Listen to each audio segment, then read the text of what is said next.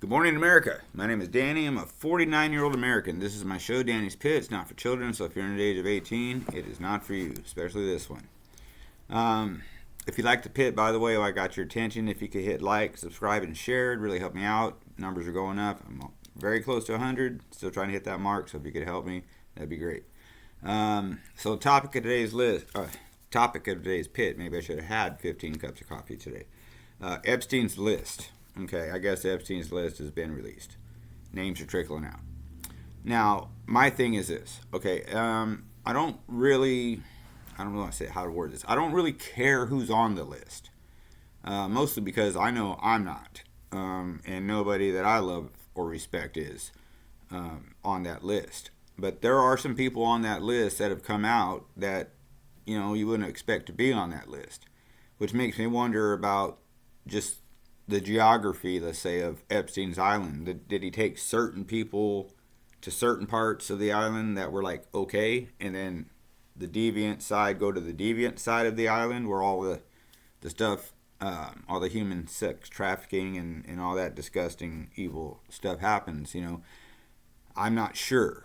Me and my wife rewatched The Sound of Freedom last night.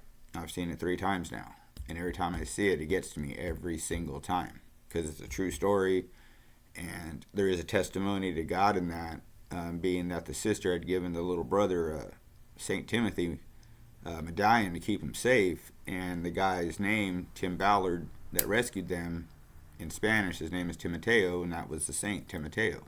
And in the movie, it goes from the girl to the brother to the man back to the girl. He actually finds the sister. Spoiler alert. But anyway, Epstein's Island, this thing has got me sick. Okay, and for all kinds of reasons. It's got me sick. Let's start with this point.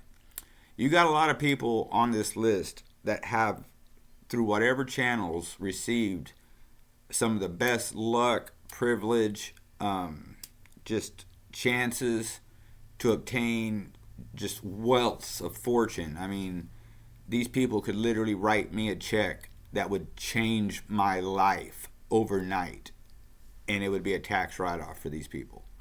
And they take that privilege, that power, that money, all the people that idolater them, and they take that off to an island to go, let's just say it, to go SA and R a bunch of innocent kids, that were the movie starts, the guy takes his kids to a photo place, and they say, oh, you can't be here until it's over. Well, he comes back later and it's gone. There's no furniture, there's no desk, it's gone. Kids are gone, everybody's gone. At the end of the movie, he gets reunited with the kids. So anyway, but they've got all this stuff that most of us would dream of, and they're using it to do some of the most vile and disgusting things that you could possibly think of, which leads me to my part. I like to play music. A lot of time I have my guitar right here. I've already played this morning, so I put it up. But if I had, say, in high school, right after high school or whatnot, if I had been, Axl Rose or Kurt Cobain or Eddie Vedder, or if I'd have been a big rock star, and Epstein invited me to his island, and I went to the side that's okay, and then he's like, you want to see something really special? And took me to the other side where there's like a dorm of just, 12 and under boys and girls. They would have to probably be looking for Epstein's body after that, because I would say he just took a walk that way. I probably would have looked for the nearest rock or anything I had, and I probably would have done what I had to do. And I mean that sincerely. I would have done what I had to do to stop that, because I'm not with that. That is not of God. I'm not saying I'm pure, but I try to be as much of God as I can, in the flesh and on earth. But I know right from wrong, and that's wrong. Now, I'm not going to sit here and act like, oh, well, this or that, but, let's just call it what it is. What normal person finds a 9-year-old girl or boy attractive in a sexual sense when you're in your, I don't know, hell, when you're past 18 or 16 or 15, whatever age? You know,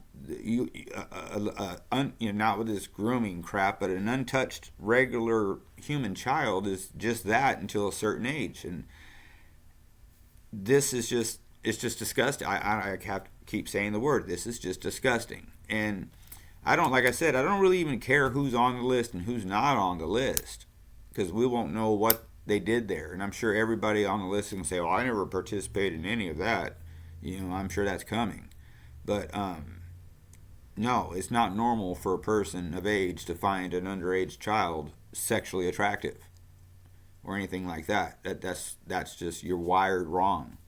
And in this time we live in of the patients running the asylums, us calling men women and calling women men, you know, I mean, what better time than now for God to be speaking.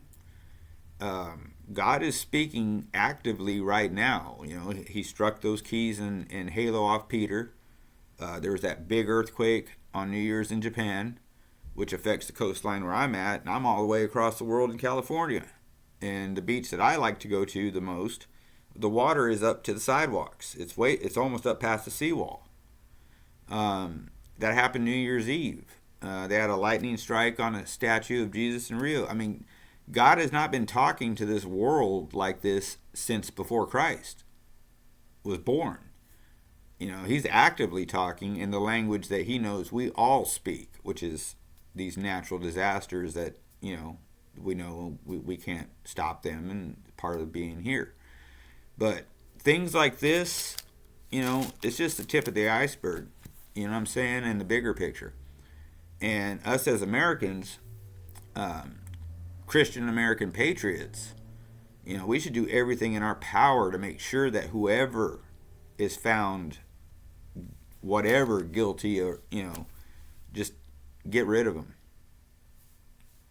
in whatever way that means to you, whether it means lock them up and throw away the key, whether it means get them out of this country, whether it means death penalty. I don't know. I'm not a judge of that sort. I'm not a judge of any sort, but we have no time for that right now.